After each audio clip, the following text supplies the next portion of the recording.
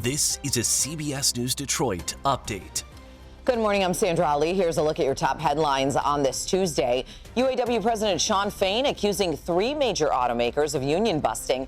The union has now filed a federal complaint against Honda, Hyundai, and Volkswagen. Fain says workers accused management of harassing and threatening them, even confiscating and destroying pro-union materials in their break room.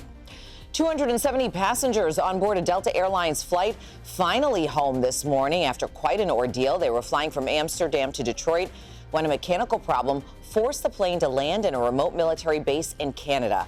Delta sent a rescue plane, but the airline said due to weather and runway conditions that crew timed out, leaving passengers stuck on board for hours before eventually getting into the military barracks there. Delta is apologizing today for that ordeal.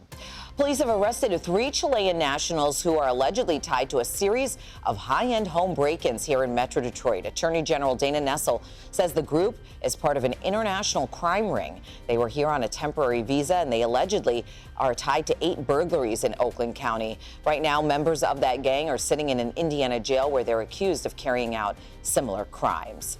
Ukrainian President Volodymyr Zelensky is now headed to the White House today for a meeting with President Joe Biden. That meeting comes just days after a Democratic bill with billions in aid for Ukraine and Israel failed to clear the Senate. Members of the Biden administration warned about some of the potential consequences for Ukraine if Congress does not pass any additional aid.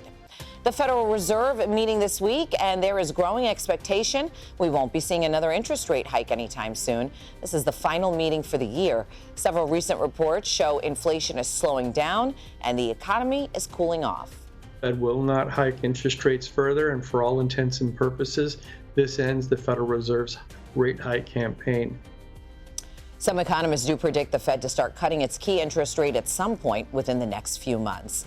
Let's go ahead and check in with Stacey Duford this morning for our Tuesday forecast. Good morning, Stacey. Good morning. It's a chilly start to the day, and we did have some stubborn clouds stick around overnight, but we are going to see mostly sunny skies today, expecting a high near 42 degrees, and we are going to see gusty winds as a cold front moves through late this morning. Wind gust up to 28 miles per hour this afternoon. Overnight tonight, we'll see a few clouds sticking around, partly cloudy skies, a low near 24 degrees. And taking a look at the rest of the week, we've got lots of sunshine in the forecast. Tomorrow's going to be the coolest day after some cool air moves in later this afternoon. But then we do start a warm up as high pressure builds over the area towards the end of the week. Temperatures heading back up towards the mid 40s for the weekend, even flirting with 50 degrees for Friday. Sandra?